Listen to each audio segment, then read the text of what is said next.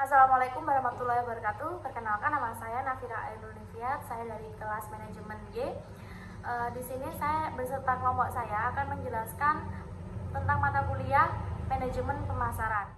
Oke, baik. Yang pertama itu meliputi strategi marketing. Strategi marketing itu dibagi menjadi tiga. Yang pertama itu customer segmentation yang akan dijelaskan oleh saya sendiri. Blok customer segmentation dalam pemodalan bisnis menggambarkan sekelompok orang atau organisasi berbeda yang ingin dijangkau oleh startup Anda. Customer adalah inti dari model bisnis, karena tanpa customer, maka startup tidak mendapatkan keuntungan. Startup harus membuat kelompok-kelompok customer yang berbeda, sehingga dapat memenuhi kepuasan customer sesuai dengan kebutuhan atau perilaku customer tersebut. Agar bisnis dapat berjalan baik, maka startup harus memutuskan customer mana yang akan dilayani dan customer mana yang masih bisa diabaikan. Setelah memutuskan golongan customer, startup kemudian merancang model bisnis sesuai dengan pemahaman dan kebutuhan customer yang dilayaninya. Oke, selanjutnya yaitu market selection. Target market atau bisa disebut dengan target pasar haruslah diketahui oleh setiap pebisnis, tak peduli dimanapun atau kapan. Namun, banyak pebisnis yang masih awam dalam mengetahui target pasar ini. Hal itu sering terjadi beban di kalangan masyarakat. Kemungkinan yang paling mungkin terjadi ialah mereka tidak tahu cara menentukan atau mengetahuinya. Oleh karena itu, kalian harus tahu langkah-langkahnya. Nah, yang pertama ini mengetahui konsumen yang dituju. Yang kedua, pahami kebutuhan target pasar. Yang ketiga, menilai target di pasaran. Yang keempat, memilih strategi pemasaran. Yang kelima, proses evaluasi tanggapan dari konsumen. Value positioning adalah pesan singkat yang berisi penjelasan mengapa pelanggan harus menggunakan produk atau layanan kita. Jadi dalam membuatnya harus dipikirkan baik-baik pesan apa yang ditulis agar pelanggan bisa segera tertarik untuk mencoba produk. Sebelum memulai ke tahapan pembuatannya, ada 3 elemen penting yang harus ada di setiap value positioning seperti berikut, yaitu kelebihan yang ditawarkan kepada pelanggan saat menggunakan produk.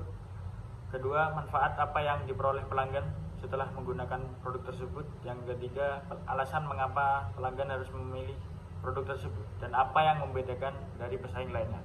Terima kasih. Oke, baik, terima kasih. Yang selanjutnya yaitu penjelasan tentang technical marketing yang akan disampaikan oleh teman saya. Jadi selanjutnya product development. Product development adalah proses untuk mengembangkan dan melakukan perubahan pada sebuah produk. Mengapa product development penting bagi sebuah perusahaan? Pada dasarnya, zaman terus berkembang, teknologi dan tren pun terus berganti. Oleh karena itu, kamu jarang menemukan produk yang tidak melakukan perubahan apapun tetapi tetap laku hingga jangka waktu yang panjang. Memang ada saja produk seperti komputer A, T, dan T yang tetap laku dijual selama bertahun-tahun. Namun, ada banyak perusahaan yang mampu bertahan dengan cara seperti ini, apalagi bisnis-bisnis kecil. Setiap perusahaan harus menggabungkan kreativitas dan penemuan dan ide untuk mengembangkan sebuah produk yang bisa terus disukai pelanggan. Ketiga hal tersebut tergabung dalam product development. Yang selanjutnya, service development meliputi sebagai berikut. Yang pertama, mengumpulkan ide. Kedua, evaluasi ide.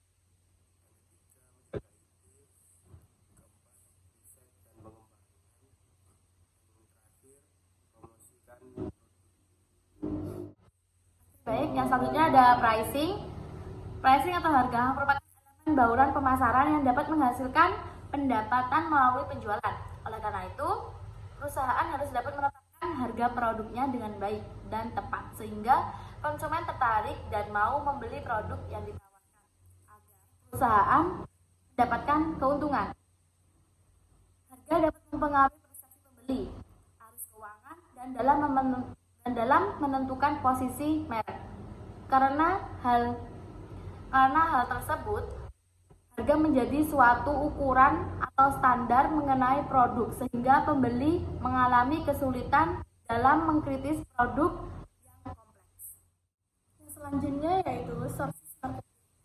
Outsourcing adalah tindakan dilakukan oleh perusahaan ketika mereka menyerahkan beberapa aktivitas mereka kepada pihak luar atau outside provider. Pengalihan ini beserta hak-hak dan kewajiban yang dimiliki oleh masing-masing pihak biasanya terekam dalam sebuah kontrak kerjasama, baik menyelesaikan masalah yang ada di perusahaan maupun mendukung tujuan dan sasaran kegiatan bisnis. Perusahaan kerap beralih ke outsourcing. Dalam artian ini, pihak outside provider maupun perusahaan memiliki kedudukan yang setara, bukan sebagai atasan dan bawahan. Distributing service. Pengertian distributor adalah suatu badan usaha atau perorangan yang bertanggung jawab mendistribusikan atau menyalurkan produk perdagangan, baik itu barang maupun jasa, ke retailer atau konsumen akhir. Kali ini distributor hanya mengambil produk yang sudah jadi dan siap digunakan tanpa perlu memodifikasinya. Dalam perdagangan, penyalur adalah rantai pertama setelah produsen. Penyalur bisa dalam bentuk perorangan yang membeli produk secara langsung dari produsen. Penyalur mendapatkan keuntungan dari potongan harga pembelian produk dari produsen. Semakin banyak produk yang dibeli dari produsen, maka potongan harga produk biasanya akan semakin besar. Terima kasih. Selanjutnya, sales force. Sales force didefinisikan sebagai sebuah grup atau pegawai di perusahaan yang bertanggung jawab dalam melakukan penjualan produk atau servis, terutama dengan mengunjungi atau menelepon pelanggan dan calon pelanggan. Secara singkat, dapat diartikan bahwa sales force adalah tenaga penjualan. Namun, apa saja fungsi sales force? Yang pertama, meningkatkan brand awareness.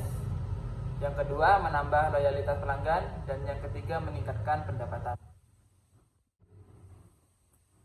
Selanjutnya sales promotion. Sales promotion atau promosi penjualan adalah salah satu tipe marketing yang biasanya digunakan untuk memperkenalkan produk baru, menghabiskan produk lama, dan tentu saja menaikkan angka penjualan. Umumnya sales promotion berlangsung sementara, ditujukan untuk menaikkan minat pembeli terhadap produk dan dilakukan oleh perusahaan saat momen tertentu saja. Salah satu penyebab lain brand melakukan sales promotion adalah persaingan ketat di pasaran, terutama jika brand menjual produk yang serupa dan sedang banyak dijual oleh brand lainnya. Perusahaan dan brand bisa memiliki peluang untuk kembali menarik perhatian konsumennya dengan melakukan promosi. Oke, baik, yang selanjutnya ada advertising. Advertising atau iklan adalah segala bentuk pesan tentang suatu produk yang disampaikan lewat media dan dibayar oleh pemrakarsa yang dikenal serta ditujukan pada sebagian atau seluruh masyarakat. Dari definisi di atas, jelas terlihat adanya 4 unsur yang menentukan atau membentuk advertising, yaitu yang pertama pemrakarsa, yang kedua pesan, yang ketiga ada media, yang keempat ada masyarakat.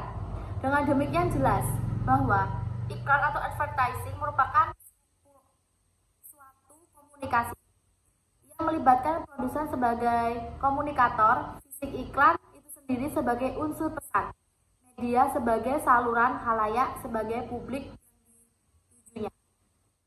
Sekian penjelasan atau presentasi dari kelompok saya tentang mata kuliah manajemen pemasaran. Saya akhiri.